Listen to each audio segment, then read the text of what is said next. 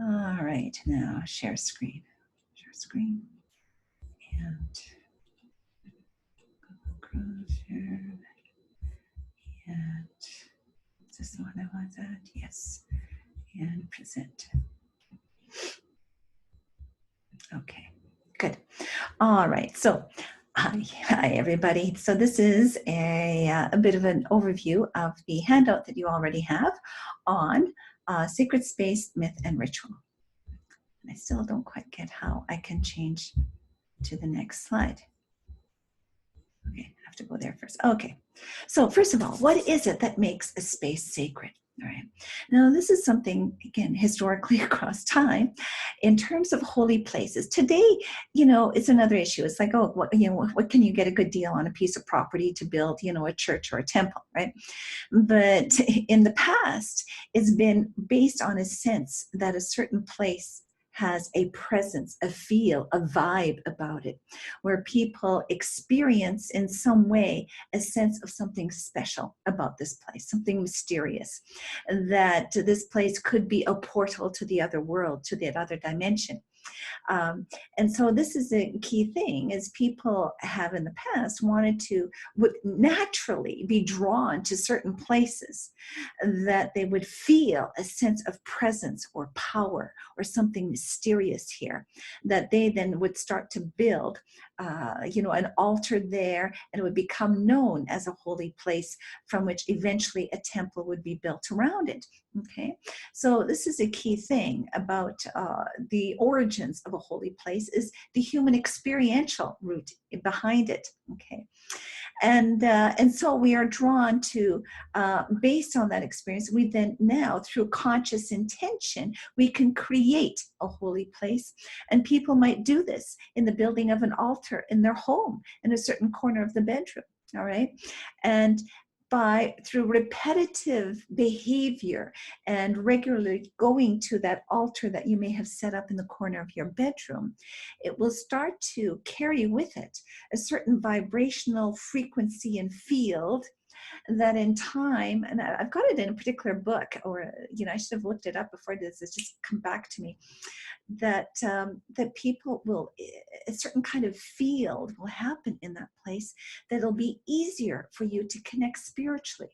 And this happens through repetitive behavior in a certain space, that then it will create this field around it that will be more conducive to spiritual experience.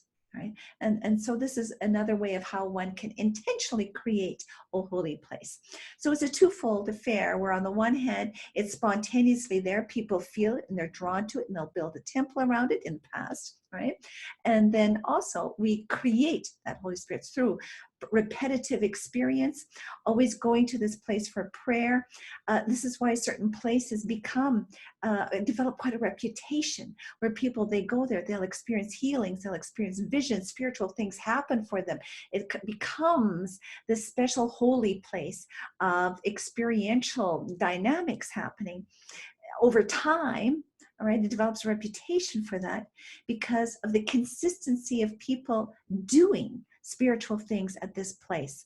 Over the years, that repetition, it does something, it seems, on an energetic level to the field of that place, the energetic field of it, that seems to open it up, to make it more of a portal to the other realm.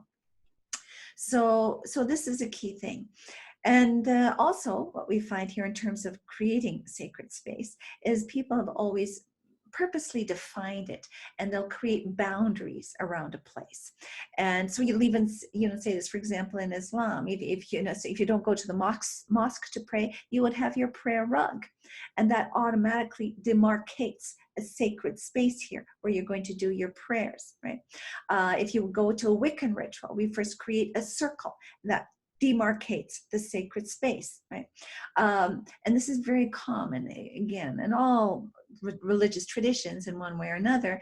There is a boundary between the mundane and the holy, the world of defilement, desecration, evil, a lack of spiritual awareness, whatever you want to call it, right? The dark side, or just ordinary reality that is contaminated.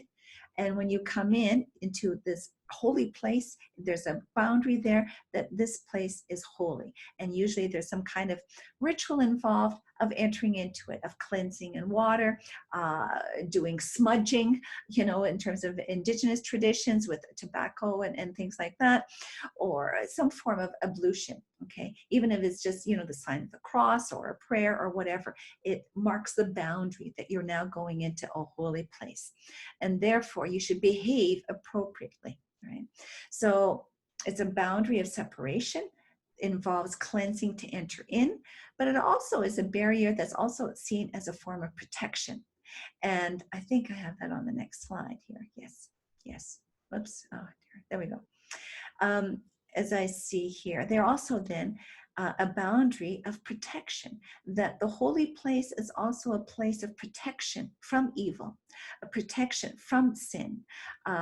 This is a place where you will receive cleansing and healing and blessing, and also protection from the dark forces. Okay, that's a key thing. In fact, in ancient times, the walls that were built around cities, it was believed they're not just there to protect people from invaders, human invaders, but also spiritual invaders, from spirits of disease, spiritual enemies, any kind of attack. So they're also, a sense, those walls around cities, they were a type of magic circle of protection around people. Okay, so very, very important aspect. Another thing we find historically with sacred space, and trying to move this here somewhere out of the way, anyway, just so you can see this, I'll go down here, maybe, whatever.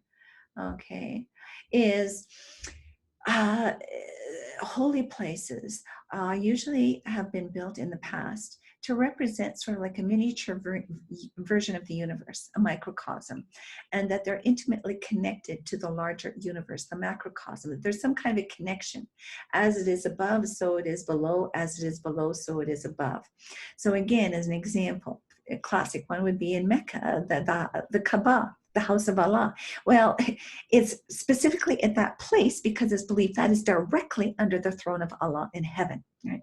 And you'll see this in a lot of holy places where there's that sense, especially in ancient times when holy places were more rare and not as like, a church on every corner the way it is today, sort of a thing. But it would believe that they are in a very particular holy place that's very sacred on a cosmic level. Okay, that this is sort of the meeting place connecting earth and heaven, connecting the realms, this world and the other world. And it's sort of like an access point. So, for example, even the word Babylon, with the major temples and the, you've seen pictures of the ziggurat that they used to build, the steps going up type of structure. That was very common in the ancient Near East. Well, you find that type of building beyond that. And it was a temple. It was literally you're climbing up the levels and spheres of reality up to the heavens to get closer to the gods. And so the word Babylon literally means doorway to the gods. And so this is very common, is the idea that it sort of symbolizes a miniature version of the universe. And we see this in ancient rituals, that a lot of the rituals were done, especially in India. It represents the universe in a cosmic sense. There are the four directions. Even in terms of the medicine wheel, in indigenous traditions, Wicca picks it up from native traditions in that sense. It's something very ancient and quite universal, is the sense of sacred space is to represent the larger universe in one way or another. And so you'll see this in terms of a lot of temples as well. Whoops, here we go. And so a classic example here is the Borobudur temple, a Buddhist temple. And I've got a little video at the end of these slides here on this temple so you can kind of see the structure of it. But it also represents the different levels and dimensions of reality, different realms you go through from this physical world of desire through the other levels up into the place, the still point of nirvana. Okay, it's just a classic, great example of ancient times. Sheesh. This goes so quickly here. I'm so delicate the touch. And what we also find in many places is the use of labyrinths. And here you've got a picture of one. And anyways, there's always just so much to say here. But they mean different things in different societies. But in Christian Middle Ages, we'll find in a lot of ancient cathedrals, they were built. And they represented a type of pilgrimage that you could go to. And this is what holy places kind of represent. They're the means of, again, connecting to the spiritual, but through the journey of going through a labyrinth is a way of just more spiritually, inwardly, as you walk your way through, you are coming into the center where then you're connected to the spiritual. And so you're leaving the outer world, the physical world, as you kind of make your way through the labyrinth, winding around, you come into the center, you're connected to the spiritual. And then you make your journey back into the outer world. So it's a type of pilgrimage that you go on. And we have them like here in Vancouver, there's a couple of churches that have, and you'll find them elsewhere, have labyrinths. And they really are quite amazing, the effect they can have on you as you do the walk in a meditative way. It can be quite moving, all right? And I think in some ways, it almost represents a type of imitation of the shamanic journey, because a shaman, in going into an altered state, he's leaving this world and is journeying to the world of the world of the gods and the spirits. And often it involves kind of going through a tree or going through the smoke in the teepee sort of thing. And that's tied in there with Santa Claus going through the chimney. It's an old shamanic kind of imagery. And that's how you are journeying to the other world. All right. Just a side note, with Santa Claus, he's got his reindeer. Those are like the power animals of the shaman, journeying to the other worlds. And as you do that, you are leaving this realm and making your journey through connecting to the other worlds and connecting to the spirit world to undergo whatever processes you need for healing, for guidance, inspiration, okay, and empowerment. And then you come back and journey back into this physical world, renewed, empowered, healed, having a sense of direction, purpose, and guidance, knowing what to do. Boom, that's what it's all about. Those really are the fundamental purposes behind religion, is to get that spiritual connection for your healing, for your guidance, and for your empowerment. So you will have a more successful life in the physical world. Okay, that's really how it all worked traditionally, historically. Okay. Again, today's all been about a lot of dogma and whatnot, but that is the roots of it. And so the labyrinth is, in a sense, I would think, a bit of a mirroring of the shamanic kind of journey. So now I'm trying to move this, and when I want it to move, it doesn't move. Okay, whoops, there we go. Okay, another method that is somewhat related here are the use of mandalas and yantras. Okay. And so you have a classic kind of representation from Hinduism without the imagery. And below it here, that's Tibetan kind of imagery that you have of various deities. And it's a map of the universe on a spiritual level. And so you would use these mantras, and then you have correlating chants that you would do with them, that you could do along with them, with how you would meditate upon them, the use of mudras. This is all going into Tantra, Hindu and Buddhist Tantra. Various hand postures as you would meditate upon the mandala, and you would chant certain mantras, that it's a way of you connecting with the universe, really, where you as a microcosm, using this as a symbol of the macrocosm, and using these tools, you are then connecting at that cosmic level to the higher realms, okay, to the universe at large. And so it's held that through their symbolism and their geometric features, there's sort of energetic frequency that's associated, okay, with it, both on a symbolic level here, and then through the use of words, and then how you use your body, that there's all kinds of sort of an attunement of vibrational frequencies that correlate, that you then can, it's like a radio signal, you can just tune in to that other dimension, to those other worlds, okay? And so you'll find these in temples, and sometimes temples are sort of designed this way, okay? And this would be a part of spiritual practices and a sense of sacred space. And then, of course, you have the idea that a certain place is a perceived place of power, a certain kind of energy here, and that powerful things are connected with it in some way. And in China, they talk about, the energy fields under the earth, like ley lines. They're like rivers going that you can't see, energetic rivers of flow of energy in nature. And so that's why feng shui or geomancy is the Chinese tradition of knowing how to work those energies and how you would set your building up in such a way to have greater success in terms of your home, or the ideal location of a temple is all to be in alignment, harmonious alignment with those energies to bring about the greatest blessings and success, empowerment, whatever. Okay. And you'll find that developed in China and also in India. They have their traditions for doing that. And what's interesting is also somewhat believe it or not, in medieval Europe, this whole idea of slaying a dragon. And you've heard of those kind of stories about whoever, I don't know, St. George or whatever, slaying a dragon. But the idea with some churches is that they would be built in a place that was felt to have powerful energy. And that energy was seen as sort of like under earth dragon energy, and that the hero would pierce the sword or the spear, whatever, into that, and to stop it from going anywhere else. So it would be frozen here, and that energy would always be accessed at this point. And around this, then the church would be built. Okay, and so you'll find that's the case in some churches. They'll have a spot there that will demarcate that the dragon energy had been pierced here in order to hold it in place. Okay, that it can't move elsewhere, and huge cathedrals would be built around that. So that's quite interesting, I think. Oops. Let's see here. Let's move this over a bit. So the meanings of sacred place, and I've already kind of intimated this, is that this is a place of connecting with the spiritual realm, with sacred transempirical realities and these powers, right? And that in doing so, it will bring personal renewal, social renewal for all of society, okay? Revived renewal, fresh empowerment, right?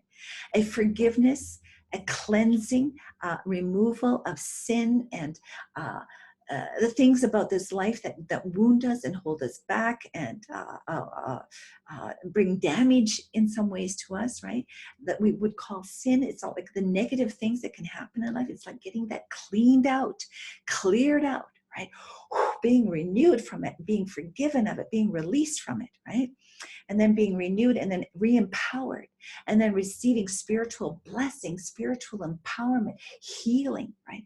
That will then bring success, that there will be prosperity, there will be health, there will be long life, there will be many children, all right? There's then hope and renewed strength for the future, right? This is what it's all about, that these holy places and that spiritual connection is meant to bring to people. This is what people have always sought. This is behind what people pray for. When people pray all over the world, is this kind of stuff is what they pray for, asking for that spiritual empowerment, really, okay? And so in a sense, it's a holy place. Going to a holy place is always like almost a type of pilgrimage in and of itself. It's almost like getting back to Eden, getting back to Paradise Lost, getting back to that place where once we were in union with the divine, once we were freed from all difficulties and struggles and sin and hardship and limitations, where we could return to our innate immortality and spiritual superpowers, that's all somehow possible as we go back to this holy place, hoping to refuel that, right? That's sort of what's embedded here, implied in that, is you can access these kind of spiritual realities and powers. So pilgrimage then basically embodies the human journey as a whole. It is a quest for the sacred, for this higher dimension, right? That brings meaning, that brings purpose, that is actually the source of all life. And to reconnect with the spiritual source of all life, you're reconnecting with that empowerment, with that cleansing and healing that's needed. Okay. And it's almost like returning to the source, and it's like coming home to your destiny, to your origins, coming home to your purpose, the ultimate goal of life. Okay, and therefore it's attaining that salvation, that revival, right, that we need, that healing and hope and resuscitation. So so the journey to a temple or a sanctuary is almost like a miniature version of the whole larger human journey and quest. Okay, this is ideal. All right, I'm going into, not what might actually be happening out there, because let's face it, I think a lot of religion is dead out there today. Everything's dead. Rituals are dead. Temples and holy places, they're no longer holy. It's like we've lost all of this. I'm trying to revive and bring back a sense of vision of the origins of religion, what it all once meant for people and how it once worked for people. Okay, and it still can if you bring that intention to it, right?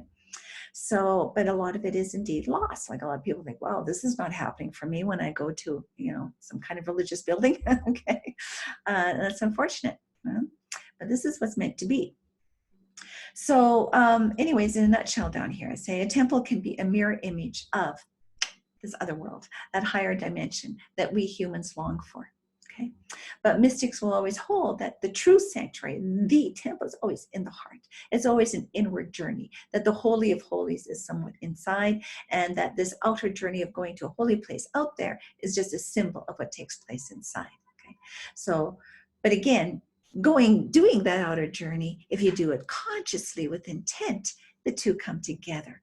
You're enacting physically, externally, the journey, the pilgrimage, and yet internally, through intention, it becomes very real and powerful as you do it physically, right? They're meant to be integrated. Okay. Oops. That's what I just did. Okay, good. Let me have a little sip of water here. Well, I already said this. So yeah, this slide should be moved in a different position here. But again, many ancient cities were seen as being centers of the universe. Okay, not just the temple complex. There's a cosmic center, but the city as a whole would be built around this idea. And you see this in some ancient cities like the Peru capital city of Cuzco, that it was seen here, and there's a picture of it. The navel and the heart of the city was sort of like the cosmic center. And in the middle is the temple of the sun. And the four quarters of the city represent the four directions. And they were each one was guarded by a particular family, all right, that were meant to be the guardians of the city and almost like guardians of the universe. It was, again, in ancient times, all right, going way back, it was a sense of it being so cosmic like this. Likewise, in Tibet and Celtic Britain, we find that that there would be 8 families involved, and they would be of the upper class, the nobility, who were responsible for guarding all of the directions of the city, which was held to be sacred.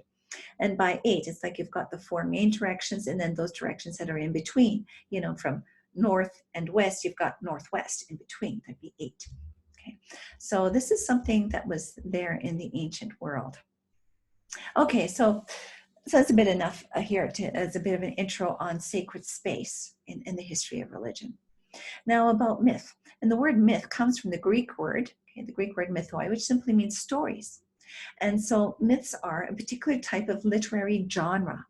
They are specifically stories about the gods, stories about spiritual realities. Okay, and a lot of these stories, they basically then become paradigms. They become models. They become maps of life, maps of how the world works, where it came from, how it's all laid out, how it all works, what is our part and place in it. Okay, they basically provide maps for us of who we are, why we are, where we came from, where we're going, how we should live.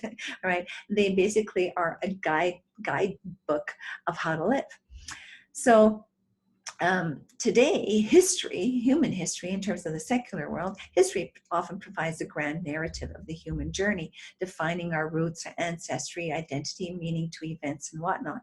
But in terms of religion, myths is what provides us an account of where we came from, who we are, what life means, what it's all about. Okay, they provide an account of things on a spiritual level. All right. They take on that major role. So a key thing tells us in terms of the origins of things, how the world was created, where we came from, how it all came to be, and then also the beginning, and then also the end, eschatology, the future, the destiny, where are we going? Okay, where we came from and where we're going.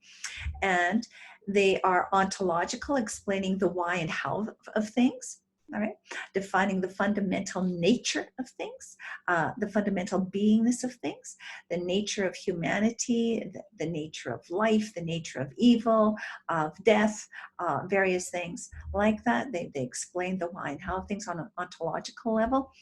And also they use this language of symbolism.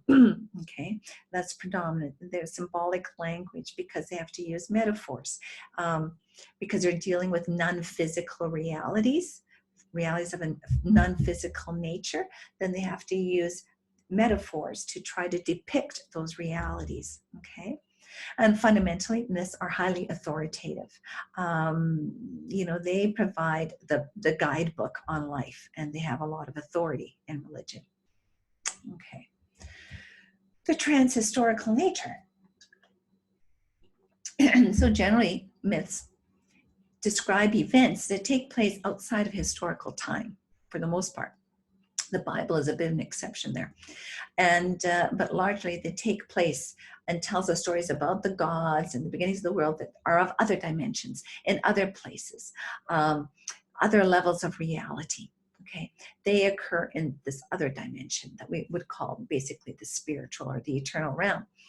And so it's in contrast. The spiritual world is in contrast to this physical world, the temporal world of time and space, where here things are limited, they're transient, but the spiritual world, the world of myths, that is eternal, the eternal realm, and is the source of all that is.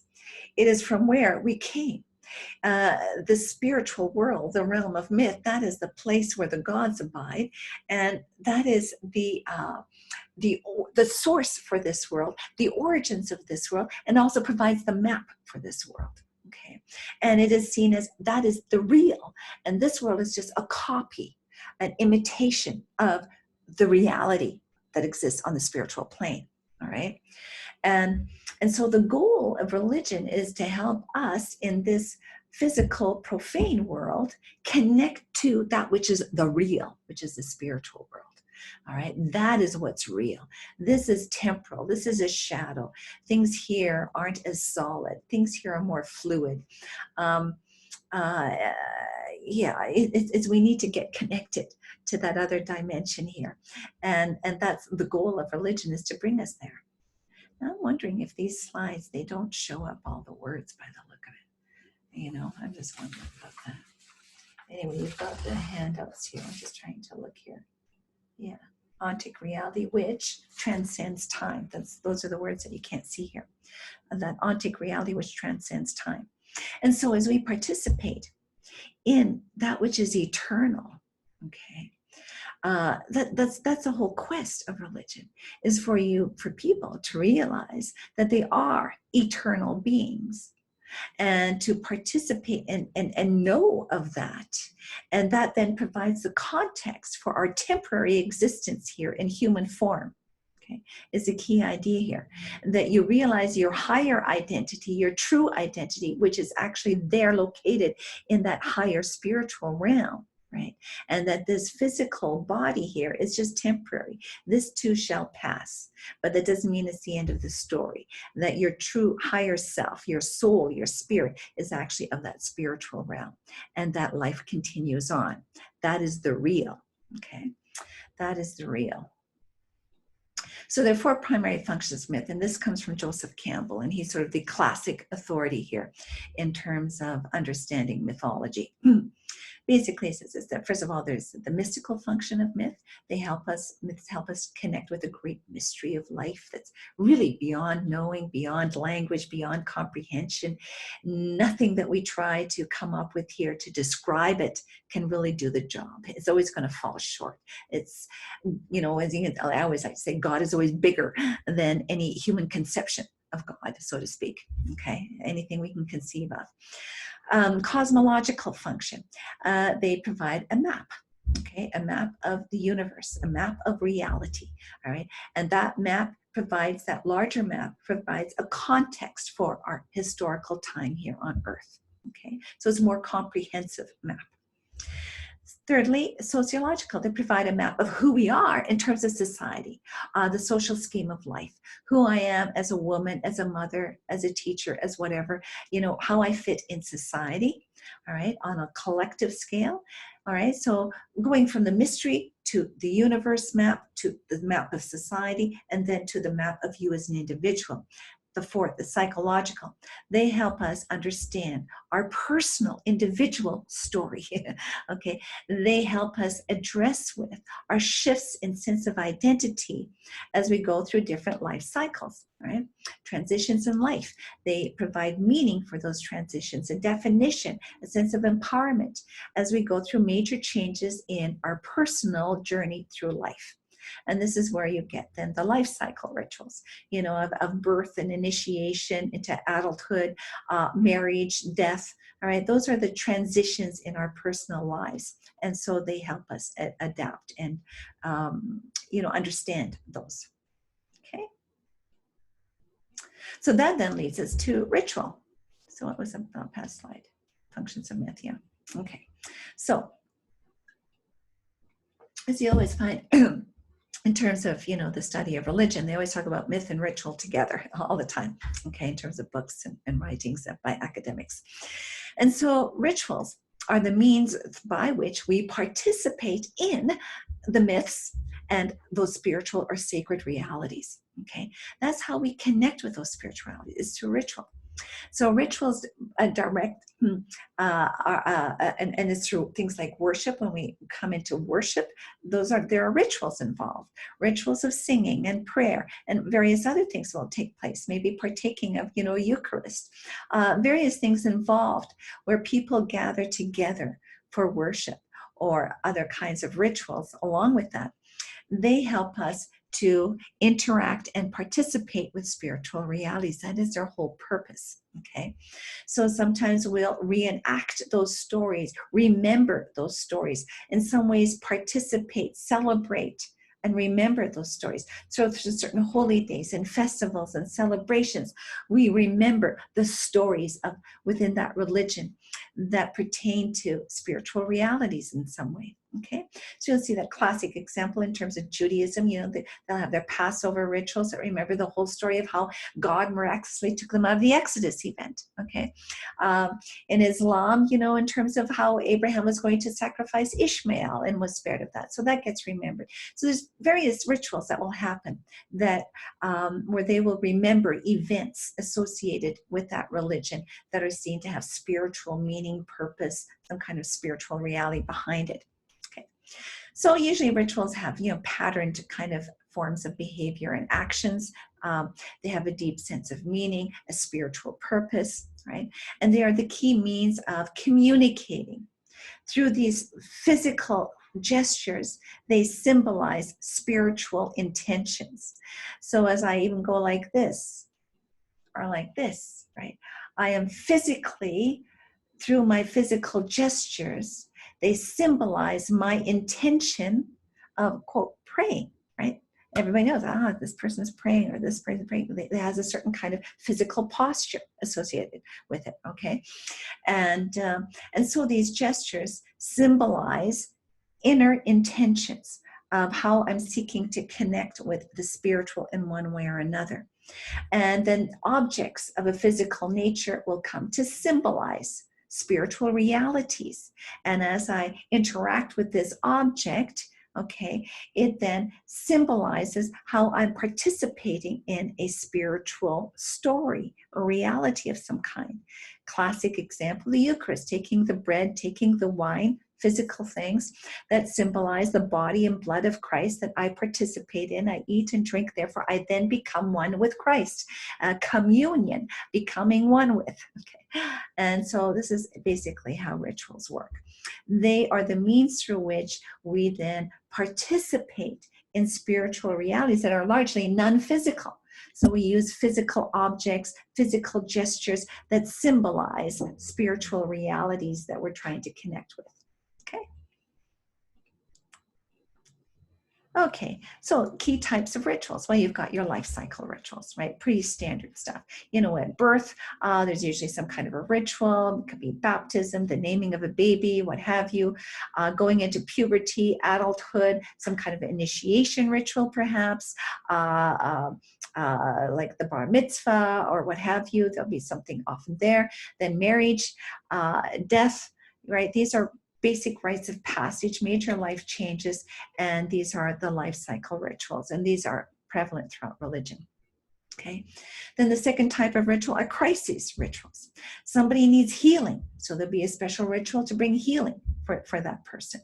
Maybe they need to remove a curse or bring about a special blessing or perform an exorcism. Okay, these are all rituals to deal with a situation, crisis, to remove a drought, to bring the rains, to make sure the crops will grow, that there'll be fertility in the land, fertility for the women, all these things, or maybe guidance. Oh, we need guidance. You know, what should we do? Should we go here? Should we go there? Do this, do that. Divination, right? These are all crisis type of rituals that are done, and you will find them all over the world. Okay, people doing these things, doesn't matter what religion it is. Okay. Again, it's more prevalent in some than others. But then there's calendar rituals. And these are then rituals that are done in alignment with the cycles and movement in nature. Okay, they're ecological in nature. So these would be then tied in with the movement of the seasons in terms of the sun, you know, the winter solstice, the equinoxes, the summer solstice, right? Tied in with the movement of the sun, or perhaps tied in with the movements of the moon in terms of a new moon or full moon, what have you, okay? And so this will show up often in terms of fertility kind of rituals. They'll be in alignment with these cycles of the sun and the moon. Harvesting rituals will be tied in with that, okay? And so there'll be, again, especially in more pagan ancient traditions, you'll find this very prevalent, okay? And then there's calendar rituals of a liturgical nature. And these will be tied in specifically to the history of the people in that religion or that particular religion. So here you'll have certain holy days to remember, maybe the birthday of Baha'u'llah, or, you know, the martyrdom of certain Sikh gurus, okay? You know, Easter is both tied in with the Jewish Passover in terms of the history of the Jews, but also the Christ event of the crucifixion and resurrection of Christ. So there will be, all religions will have their particular holy days that reflect important events in some way tied in with that religion. And they always happen on a regular basis every year, okay, throughout the calendar year, okay? So those are the key types of rituals. The three primary elements in a ritual. Well, first of all, they always have to set up a sacred context. Rituals require a proper setup and planning. It's always done in a particular place and time. So it has to be, you might have to create that holy place, or it happens in a holy place and at a certain time. It's usually not just random, it's again pre-planned usually. Okay, and then a lot of times in religions it's done rather systematically. It's always at this holy place at this time. Okay, you'll have to have proper tools and the proper experts and participants involved there, people who know how to lead it, who have the authority to lead it, those who are participating in it, a clearly defined purpose of some kind. And it could be just, you know, a regular worship service type of thing, or it could be other things, maybe a particular holy day. Okay. So again, there's always then the proper setting up that's involved, the context of things. Then secondly, there is then always the goal is to somehow connect with, quote, the sacred, the spiritual in one way or another, okay? A meeting between the human and the divine in some way. Even in, say, in a Buddhist temple, they don't really believe in, quote, God. It's not a God-focused, God-centered religion.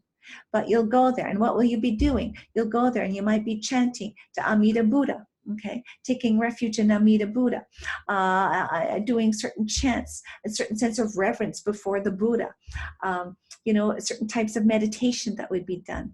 These are all their ways of connecting what they deem to be the higher reality, the higher dimension of life, of what it's really all about. Okay, if it be the Buddhahood in some way, what the Buddha represents, nirvana, trying to attain nirvana, what have you. There is that sense of wanting to connect to what they deem as the ultimate reality. Okay, and so then the third aspect is to bring about a transformation. An experiential transformation is the goal. To somehow with it, like, I feel connected again, or revitalized and renewed in my faith in some way, or, inspired, enlightened, healed. It's meant to bring about, again, some kind of experiential transformation. It can be quite subtle. It could be quite deep and powerful. Okay. And for a lot of people, a big thing is a social get together, is meeting their friends and family and whatever. Okay. And, and that's usually what happens. The more a religion really dies in terms of what's meant to be about, it becomes just a social gathering, hanging out with your friends. Okay. But it's meant to be more than that. All right. And but that's the goal, is to bring about that spiritual connection that it affects your life. Okay, it is beneficial. It's beneficial to you in some way. Okay, then of course there's sacrificial rituals. We'll find that throughout the world. And the idea here, you find this everywhere, the sacrifice of, you give something to the gods so that they may give you something back. Okay, it's sort of the rule. And it's almost like a type of bribery. And you'll even see that written in some Greek texts, the Vedic texts. There the Vedic rite says, well, here is the butter, the offering. Where are thy gifts? Okay, God, what are you going to give to me now? And it's sort of the equivalent of, a communal type of meaning, the sharing of food with the gods. And doing that, I give to you so you can give to me, and that sharing element, it creates an energetic bond. And through it, though, really, is meant to be a type of contract you're entering into, type of contract. I give to you, so now you know what, you're a bit obligated to give to me. I've sacrificed something, given you something, it cost me something to give you, right? And so now you're obligated to give something back to me. And that has been the basis behind a lot of religious ritual over time, is that this is how your prayers get answered. The gods will be obligated to answer their prayers. They're going to be obligated to exercise their superpowers on your behalf in some way, because you've set up this contract. Okay, you've called upon them to do this, and you've sacrificed something. Right? And the higher the sacrifice, the stronger that commitment and the more obligation they have to answer back, okay, and do your bidding in a sense. So it is an exchange of gifts that go on. And it's held to be, this is a key thing about makes it work. So what do I all say? So the sharing of food, and this is why you get this always, if it be animals, vegetation, food, whatever, this is very common throughout history, creating this kind of energetic bond. Okay, some kind of sacrifice. And in many primal cultures, to not receive gifts or to not give them is almost seen as an act of war, a rejection to any kind of communal relationship. Okay, and this is something we've lost in our society, but in the past, this is a big thing. This was very dominant in ancient societies, is the exchanging of gifts and the sharing of a meal. That is a sign of bond of friendship, connection. And it's very important. And again, remember what we've talked about in the past, the giving of something from yourself. It's almost like you're giving a part of your soul, your energy, your life force. And that's why, human sacrifices were so prevalent in the ancient world, okay? Because that's like very intense, is the sacrifice of an actual living being, okay? And that creates a very powerful bond. And, it's basically a type of magic, forging these bonds between giver and receiver. So renewal rituals are very common here as well, that life is a dance of energy. As we live out our lives, we get worn down, and that life pulse, it starts to weaken and weaken. It gets contaminated, it gets polluted, it gets corrupted, it gets weaker, it becomes stagnant, it starts to fade away. And so there's a sense of a need for renewal, refreshment, to remove those contaminants, any kind of dark, destructive energies, any form of stagnation, anything that's blocking you, holding you back, right? To clean that out and clear it out so that you can be recharged, renewed, and revitalized. And so tied in with this would be rituals of purification and renewal, daily cleansing before you go to prayer, cleansing before going into a holy place. The annual thing that we have of New Year's, New Year resolutions and rituals are tied in with this, okay? Where, you ideally would clean the house, declutter, buy new clothes. I mean, we might not do this so much in our world anymore, but the Chinese still is a part of their Chinese New Year's to do these things. A lot of various cultures, a part of their New Year rituals involves literally cleaning house, clearing clutter, and getting new clothes. And that's why you get presents. It's been kind of melded in with Christmas, but to get presents, to get new things, and Boxing Days to get rid of your old things. And so it's like a renewal season, okay? And this energetically is held to be very important. That's like, you get a fresh start on life. Okay, a fresh start. And like even use of firecrackers, in the Chinese tradition, it blasts away, literally scares away all the evil spirits. Okay, that's where the firecrackers are used and why they're so important. It's a way of spiritual cleansing, okay, removing darker elements in the neighborhood. Yeah, so there you go. Okay, and salt water. Salt has cleansing powers. It affects you on an energetic level. Okay. So that's why it's good to swim in the ocean. So anyway, I have here at the end of these slides, and I'm going to post them because they're not there on any printout, where you can check out some things. The hero's journey is something very important in terms of mythology. I'm going to create another video just talking about some of this stuff. Okay, and then Carl Jung archetypes, you can see some videos on that. There's that temple I told you about. You can see some of these kind of holy places and things. Yeah, and I try to keep them pretty short, but just to give you an idea of aspects of holy places. Okay, I think that's a lot of interesting little videos there. All right, so that's it here for this, this little session. Okay, ciao.